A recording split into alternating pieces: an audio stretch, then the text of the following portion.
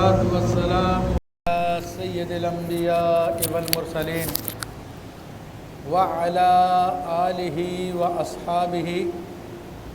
وأهل بيته وذرياته أجمعين والعاقبة للمتقين. قال الله تبارك وتعالى في كلامه المجيد والفرقان الحميد: بسم الله الرحمن الرحيم. ولا تقولوا لمن يقتل في سبيل الله أموات بل أحياء ولكن لا تشعرون. صدق الله العظيم وصدق رسوله النبي الكريم. مولاي صل وسلم دائما أبدا على حبيبك خير الخلق كلهم. رب اشرح لي صدري ويسر لي أمري واحلل عقدة من لساني یفقہ قولی. تمام حضرات ایک مرتبہ محبت سے درود پاک پڑھیے. اللہم صلی علی سیدنا مولانا محمد معدن الجود والکرم وآلہ وبارک وسلم صلاة و سلاما علیک یا سیدی یا رسول اللہ وعلی آلک و اصحابک یا نور اللہ.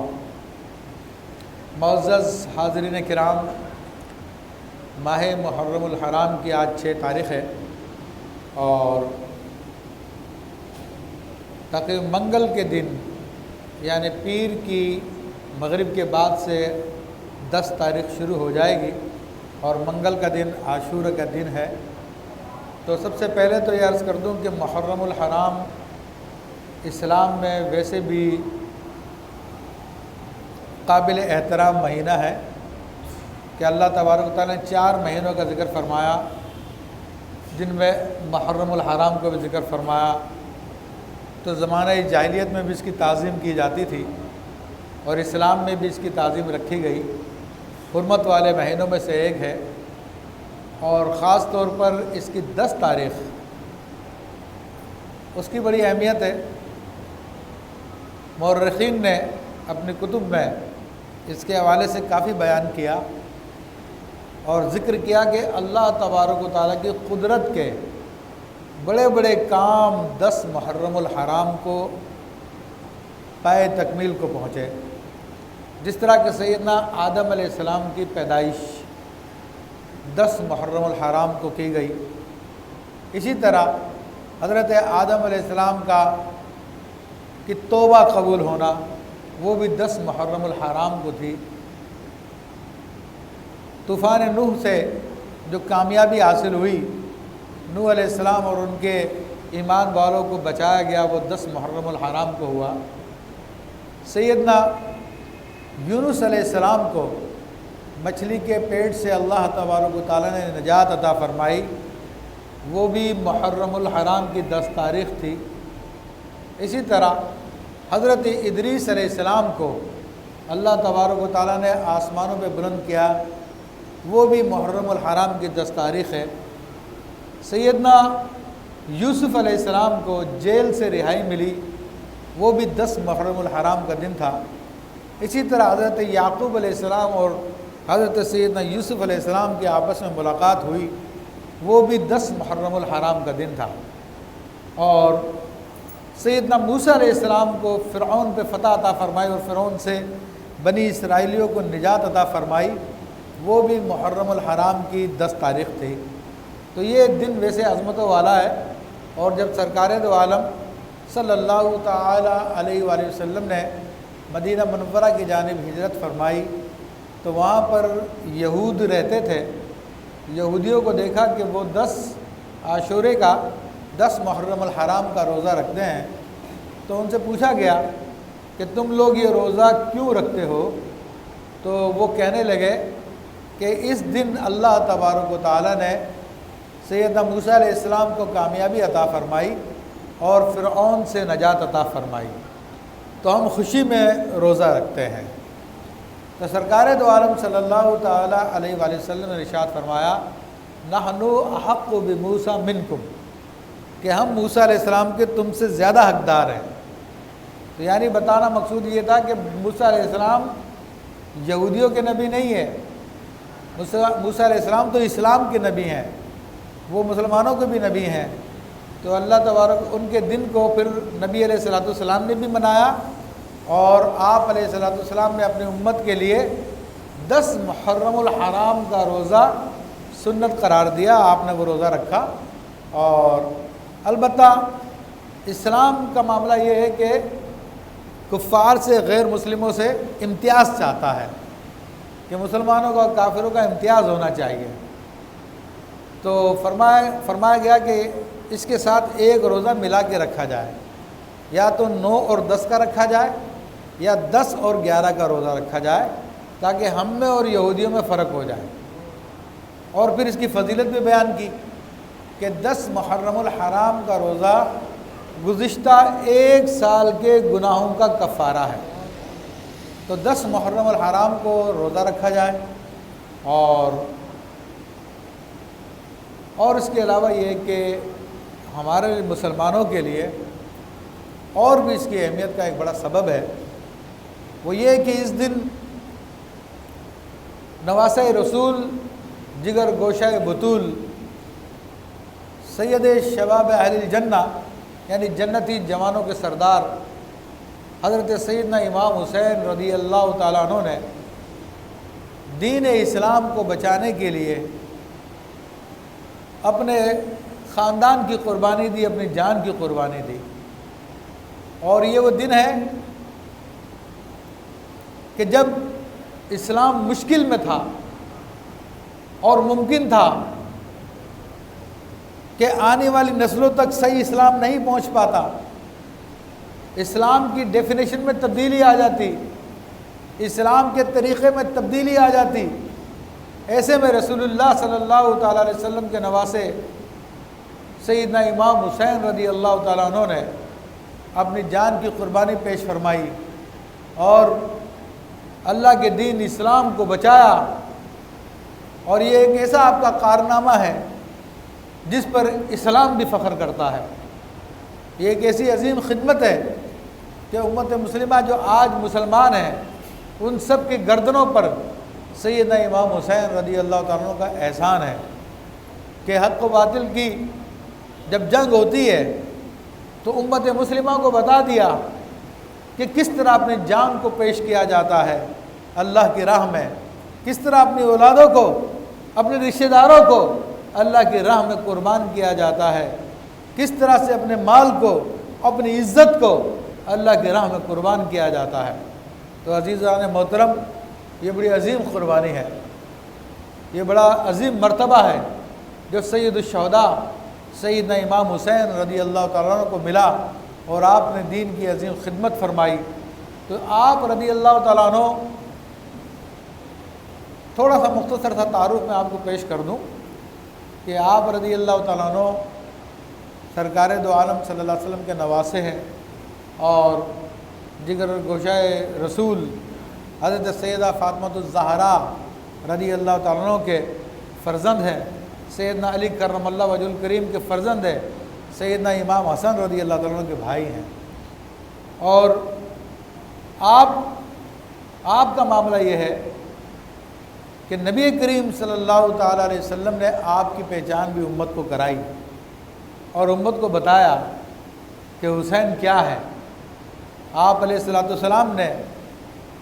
ارشاد فرمایا کہ انا من حسین و حسین منی، کہ میں حسین سے ہوں اور حسین مجھ سے ہے۔ امت مسلمہ کو بتا دیا کہ تم حسین کے مرتبے کو سمجھو، تم ان کے مقام کو جانو، کیونکہ آپ علیہ السلام کو معلوم تھا اللہ تعالیٰ کی طرف سے کہ سیدنا امام حسین رضی اللہ تعالیٰ عنہ پر ایک مشکل وقت بھی آنا ہے جس میں یہ گمراہ لوگ سیدنا امام حسین رضی اللہ تعالیٰ عنہ کے خون کے در پہ ہو کر آپ کی جان کو لے کر جہنم کا ایندھن بنیں گے۔ تو ان لوگوں کو بھی آپ نے خبردار کرنے کے لیے سیدنا امام حسین کا مرتبہ بتا دیا تاکہ دین سیکھ لیں اور کبھی مستقبل میں سیدنا امام حسین رضی اللہ تعالیٰ عنہ کے سامنے آمنا سامنا ہو جائے تو اپنی تلواروں کو واپس اپنے نیام میں ڈال دیں اور نبی علیہ السلام کی اس فرزند کی اطاعت کریں، فرما برداری کریں۔ کہ ظاہر سی بات ہے جو سرکار دو عالم صلی اللہ علیہ وسلم کے نواسے کو شہید کرے گا تو اس پر تو اللہ کی بھی لعنت ہے، اللہ کے رسولوں کی بھی لعنت ہے، اللہ کے فرشتوں کی بھی لعنت ہے، تمام اہل ایمان کی لعنت ہے ان لوگوں پر کہ جنہوں نے سیدنا امام حسین رضی اللہ تعالیٰ عنہ کو شہید کیا یا آپ کی شہادت میں کسی طرح سے ان لوگوں نے معاونت کی۔ آپ رضی اللہ تعالیٰ عنہ کو نبی کریم صلی اللہ تعالیٰ علیہ وسلم آپ سے اتنی محبت فرمایا کرتے تھے کہ احادیث میں اس کا بیان آتا ہے کہ حدیث شریف میں آتا ہے کہ ایک مرتبہ سرکار دو عالم صلی اللہ علیہ وسلم گھر سے باہر تشریف لائے تو دیکھا کہ حضرت حسین رضی اللہ تعالیٰ عنہ وہ بچوں کے ساتھ کھیل رہے ہیں۔ تو آپ علیہ الصلوۃ والسلام نے ان کو پکڑنے کی کوشش کی تو کوئی بھاگ کے ادھر چلے جاتے ہیں، جیسے چھوٹا بچہ ہوتا ہے، کبھی بھاگ کے ادھر چلے جاتے ہیں، کبھی بھاگ کے ادھر چلے جاتے ہیں۔ تو نبی کریم صلی اللہ علیہ وسلم نے بالآخر آپ کو پکڑ لیا اور ایک ہاتھ آپ کے کاندھے پہ رکھا اور ایک ہاتھ آپ کی ٹھوڑی کے نیچے رکھا اور ان کے منہ میں منہ ڈال کر عرض کرتے ہیں رب میں حسین سے محبت کرتا ہوں، تو بھی حسین سے محبت کر۔ یہ آپ کی محبت کا درجہ ہے۔ اور آپ علیہ الصلوۃ والسلام نے سیدنا امام حسین رضی اللہ تعالیٰ سے محبت کرنے کا حکم دیا کہ یہ اہل ایمان کے لیے امام حسین کی محبت بھی ضروری ہے، ورنہ اس محبت کے بغیر چارہ کار نہیں ہے۔ اور بلکہ روایتوں میں یہ بھی آیا کہ ایک مرتبہ نبی علیہ الصلوۃ والسلام نے ارشاد فرمایا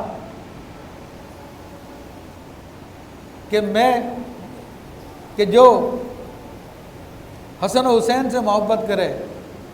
ان کی ماں سے محبت کرے، ان کے باپ سے محبت کرے، وہ جنتی ہے۔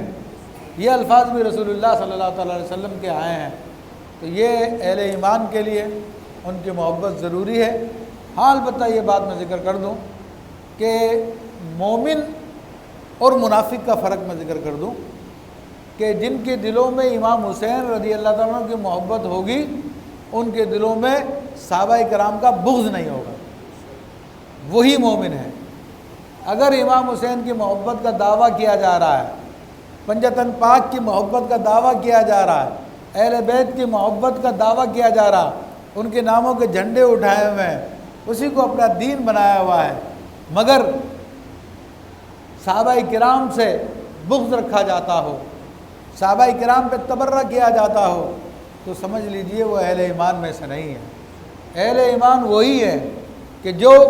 اہل بیت کرام سے بھی محبت کرتے ہیں اور صحابہ کرام سے بھی محبت کرتے ہیں۔ اور اس کی واضح میں دلیل آپ کو بیان کر دوں کہ کربلا کے اندر تقریباً 72 نفوس تھے، 72 افراد تھے جنہوں نے اپنی جان آفرین کے سپرد کر دی اور دین اسلام کی حمایت میں موت کو گلے لگا کر وہ درجہ شہادت کو پہنچ گئے۔ ان 72 افراد میں سے صرف سیدنا علی کرم اللہ وجہ الکریم کی اولادوں کو لے لیجئے تو ان کے اندر آپ کو 3-4 ابو بکر مل جائیں گے، 3-4 آپ کو عمر مل جائیں گے اور 3-4 آپ کو عثمان مل جائیں گے۔ یعنی آپ اندازہ کیجئے کہ مولا کائنات اتنی محبت کرتے تھے شیخین کریمین سے، صحابہ کرام سے، کہ اپنے بچوں کے نام سیدنا ابو بکر صدیق ایک کا نہیں، 2 کا نہیں، 3-3 4-4 کے نام رکھے، عمر ایک کا نہیں، 2 کا نہیں، 3-3 4-4 کے نام رکھے۔ تو پتہ چلا کہ اصل اہل بیت سے محبت کرنے والا وہی ہے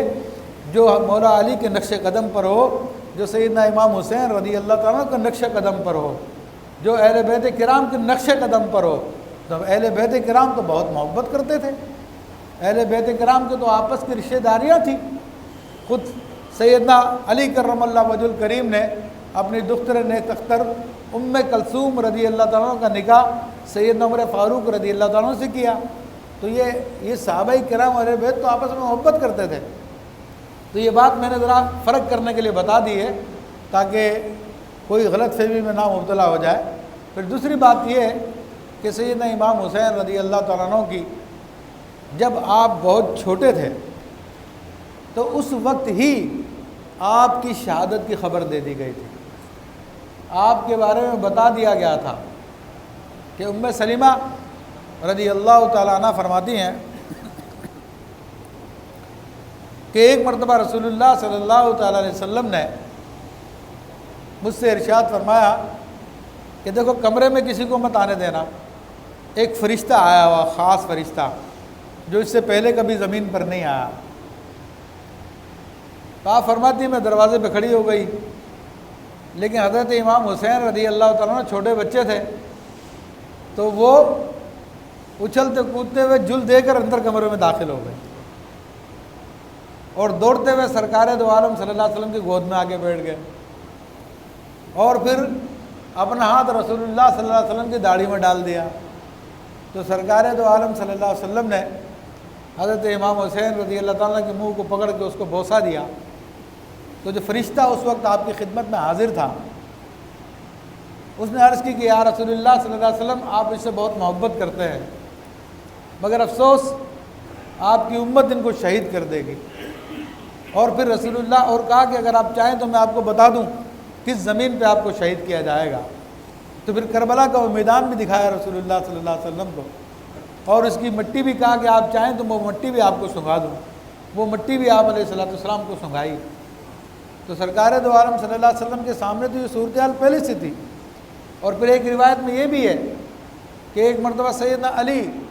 کرم اللہ وجہ الکریم رسول اللہ صلی اللہ تعالیٰ علیہ وسلم کی خدمت اقدس میں حاضر ہوئے، تو دیکھا کہ سرکار دو عالم صلی اللہ تعالیٰ علیہ وسلم کی آنکھوں سے آنسو بہہ رہے ہیں۔ تو آپ نے عرض کی کہ یا رسول اللہ صلی اللہ تعالیٰ علیہ وآلہ وسلم، آپ کو کس چیز نے غمگین کیا؟ آپ مجھے بتائیے، کس نے آپ کو ناراض کیا؟ تو آپ علیہ السلام فرمانے لگے کہ ابھی جبریل امین حاضر خدمت ہوئے تھے، اور انہوں نے امام حسین کی شہادت کی خبر دی اور بتایا کہ کربلا کے میدان میں وہ نہر کے کنارے پر، وہاں پر سیدنا امام حسین رضی اللہ تعالیٰ عنہ کو شہید کیا جائے گا۔ اور وہ مٹی بھی مجھے لا کے دی جو حضرت ام سلمہ رضی اللہ تعالیٰ عنہ کے پاس ہوا کرتی تھی، اور آپ نے وہ مٹی ایک شیشے میں رکھ لی تھی۔ اور جب یہ سیدنا علی کرم اللہ وجہ الکریم کو بھی بتا دیا تھا، ان کی والدہ محترمہ کو بھی معلوم تھا، تو اللہ کی راہ میں قربان کرنے کے لیے اپنے بچے کی تربیت کی جا رہی تھی۔ اور جب سیدنا علی کرم اللہ وجہ الکریم جنگ صفین کے لیے نکلے اور نینوا پہنچے، بابل جو عراق کا حصہ جو کوفہ کے نزدیک، کربلا کے نزدیک ہے، تو اس مقام پر جب آپ پہنچے تو صحرا میں آپ آواز دیتے ہیں۔ ابھی دیکھیں کیسا غم کا مقام ہے، کیسا موقع ہے کہ باپ جانتا ہے کہ اس میدان میں میرے بچے کی گردن کاٹی جائے گی۔ سلام ہے اس باپ کو۔ تو غم کے عالم میں فرماتے ہیں یا ابا عبداللہ اصبر، یا ابا عبداللہ اصبر، اے ابو عبداللہ صبر کرنا، اے ابو عبداللہ صبر کرنا، علی شط الفرات، یہ علی شط الفرات، فرات کے کنارے پہ آنا، کیونکہ آپ کو یہ بھی بتایا گیا تھا کہ جس حالت میں آپ کو شہید کیا جائے گا، آپ پیاسے ہوں گے، آپ بھوکے ہوں گے۔ اس موقع پر جب کسی نے پوچھا اے امیر المومنین، آپ کس کو آواز دے رہے تھے، آپ کس کو پکار رہے تھے؟ تو آپ نے پھر ساری بات بتائی کہ ایسا ایسا معاملہ ہوا کہ رسول اللہ صلی اللہ تعالیٰ علیہ وسلم نے مجھے پہلے اس کی خبر دے دی تھی کہ اس مقام پر میرے فرزند حسین کو شہید کیا جائے گا رضی اللہ تعالیٰ عنہ۔ اور بعض روایتوں میں یہ بھی آیا کہ آپ نے اور بھی خطاب فرمایا کہ اے اہل بیت، تم اپنے خیمے یہاں نصب کرنا۔ زمین پہ ہاتھ رکھ رکھ کے بتایا کہ یہاں پر میرا فلاں بیٹا شہید ہوگا، یہاں پر علی اصغر کا لاشا گرے گا، یہاں پر حسین کو شہید کیا جائے گا۔ اللہ اکبر، درود پاک پڑھیے محمد آلہ و صلوات علیک یا سیدی وعلی آلک یا رسول اللہ یا حبیب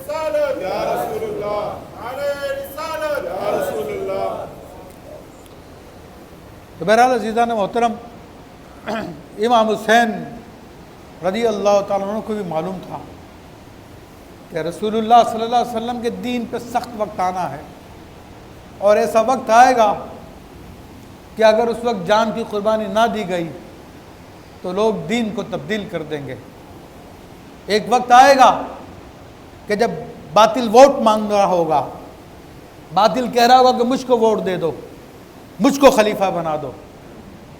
تو اس وقت امت کو یہ بھی بتانا تھا کہ کل کو تم سے کوئی ووٹ مانگنے کے لیے آئے تو اپنے قریبی تعلقات کو مت دیکھنا، اپنے مفادات، اپنی لالچوں کو مت دیکھنا، یہ دیکھنا کہ اللہ کے دین پہ کون قائم ہے، اللہ کے دین کے مطابق کون چلنے والا ہے، اللہ تعالیٰ کے دین کی طرف کون بلانے والا ہے، نمازوں کو کون قائم کرنے والا ہے، اللہ تعالیٰ کی عبادتوں کو کون قائم کرنے والا ہے، اس وقت یہ دیکھنا۔ اور اس کے لیے اگر تمہیں اپنی جان بھی دینا پڑے تو باطل کے ہاتھ پر کبھی اپنا ہاتھ مت دینا، جس کے بارے میں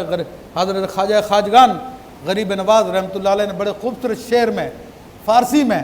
آپ نے بیان فرمایا کہ آپ فرماتے ہیں سرداد شاہ ہست حسین بادشاہ ہست حسین دین ہست حسین دین پناہ ہست حسین، یعنی آپ ہی شاہ ہیں، سردار ہیں، آپ ہی بادشاہ ہیں، ٹھیک ہے، آپ ہی دین ہیں اور آپ ہی دین کی پناہ گاہ ہیں، یہ آپ کی شان ہے۔ بڑا سرداد نداد در دست یزید، سر دے دیا مگر ہاتھ یزید کو نہیں دیا، حقہ کے بنا لا الہ است حسین، کہ حق یہ ہے کہ لا الہ الا اللہ کی جو بنیادیں امام حسین نے قائم کی ہے وہ امام حسین رضی اللہ تعالیٰ عنہ ہے، کہ آج لا الہ الا اللہ پہ ہم قائم ہیں تو اسی نواسہ رسول کی قربانی کی وجہ سے آج ہم قائم ہیں۔ تو عزیزان محترم، امام حسین رضی اللہ تعالیٰ عنہ بھی جانتے تھے، اور جب آپ کو میدان کربلا میں چاروں طرف سے دشمنوں نے گھیر لیا تو پھر آپ نے پوچھا کہ کیا جگہ ہے یہ، تو جب بتایا گیا کہ کربلا ہے تو آپ نے فرمایا کہ ہاں یہ کرب و بلا ہے، یہ کرب کی زمین ہے، یہ بلا کی زمین ہے، بلا کہتے ہیں آزمائش کو، اور سیدنا امام حسین رضی اللہ تعالیٰ عنہ نے اپنے آپ کو آزمائش کے لیے پیش کر دیا۔ یہ وہی مقام ہے جو سیدنا ابراہیم علیہ السلام کو نار نمرود میں پھینکا گیا تھا، آپ کو نار نمرود میں ڈالا گیا تھا، اور اس وقت آپ کی نظر بھی تقدیر الہی پہ تھی، آپ کی نظر بھی اللہ تبارک و تعالیٰ کے حکم پہ تھی کہ میرا رب یہی چاہتا ہے کہ مجھ کو آگ میں ڈال دیا جائے، اور جبریل امین بھی حاضر خدمت ہوئے اور عرض کرنے لگے کہ ابراہیم کوئی حاجت تو نہیں؟ کہا کہ حاجت تو ہے مگر تجھ سے نہیں ہے۔ کہا پھر عرض کرو نا جس سے حاجت ہے، فرمایا وہ جانتا ہے، اس کو بتانے کی ضرورت ہی نہیں ہے۔ تو یہی مقام امام حسین رضی اللہ تعالیٰ عنہ کا ہے کہ اس مقام پر، کیونکہ آپ بھی انہی کی اولاد ہیں نا، وہ قربانی جو اللہ تبارک و تعالیٰ نے پچھلی امتوں پہ رکھی تھی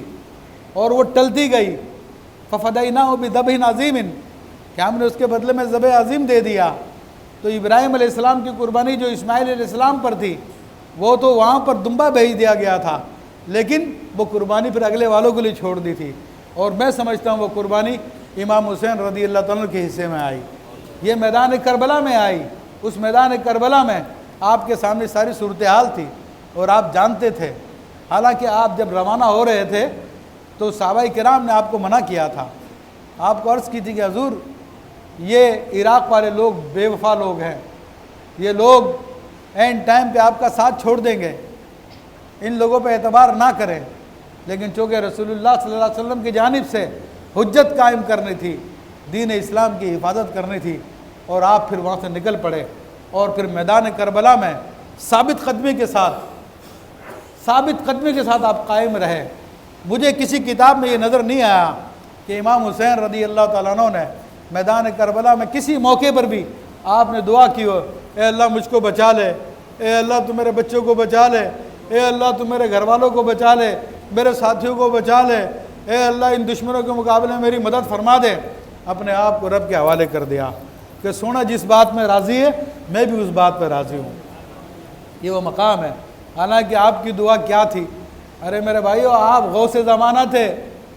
آپ زمانے کے غوث تھے، آپ کے زمانے میں کوئی آپ سے بڑا مرتبے والا نہیں تھا، آپ سے بڑھ کر کوئی ولایت والا نہیں تھا۔ آپ کی خدمت میں جنات بھی آئے تھے، انہوں نے بھی اپنی مدد پیش کرنے کی کوشش کی تھی، آپ نے انکار کر دیا تھا۔ آپ کی دعا کا یہ عالم تھا۔ اسی میدان کربلا میں ایک خبیث نے آپ کو اٹھ کے کہا کہ تمہیں جہنم کی بشارت ہو، تو آپ نے فرمایا، آپ نے اس کو جواب میں اس کو بددعا دی۔ تو حال یہ ہوا کہ جس گھوڑے پہ بیٹھ کے وہ تکبر سے کہہ رہا تھا، وہ گھوڑا اس کو لے کر بھاگا اور اس کا پاؤں اس کے گھوڑے کی رکاب میں پھنس گیا۔ گھوڑا اس کو لے کر اس زمین پہ دوڑتا رہا یہاں تک کہ اس کے جسم کا سارا جسم گل کے ختم ہو گیا، صرف ٹانگ اس کی باقی بچی۔ آپ اگر دعا کر دیتے دشمنوں کے خلاف تو کیا کچھ نہ ہو جاتا، لیکن اللہ والے اپنے آپ کو اپنے رب کی مرضی کے مطابق رکھتے ہیں۔ تو اللہ تبارک و تعالیٰ ہمیں سیدنا امام حسین رضی اللہ تعالیٰ کی محبت عطا فرمائے، ان کے مقام و مراتب کو سمجھنے کی توفیق عطا فرمائے، اور تمام اہل محبت پہ لازم ہے کہ ان ایام میں اہل بیت کا محبت کے ساتھ تذکرہ کریں، اہل بیت کا ذکر کریں، حضرت امام حسین رضی اللہ تعالیٰ کا ذکر کریں۔ مسجد میں آپ کے لیے پروگرام کیے جاتے ہیں تو اپنے بچوں کو ٹیلی ویژن کے سامنے بٹھانے کے بجائے، دیگر فضول کاموں میں لگانے کے بجائے اپنے ساتھ یہاں پر لے کے آیا کریں اور اس تذکروں کو سنا کریں، اس ذکر کو سنا کریں، کیونکہ اس سے اہل بیت کی محبت پیدا ہوتی ہے، اور اہل بیت کی محبت رسول اللہ صلی اللہ علیہ وسلم کی محبت کی دلیل ہے، اور رسول اللہ صلی اللہ علیہ وسلم کی محبت اللہ تعالیٰ کی محبت کی دلیل ہے، اور جس کے دل میں یہ ہوگی تو انشاءاللہ وہ کامیاب ہو جائے گا۔ اللہ تبارک و تعالیٰ ہمیں ان لوگوں میں شامل کر دے، آمین بجاہ النبی الامین۔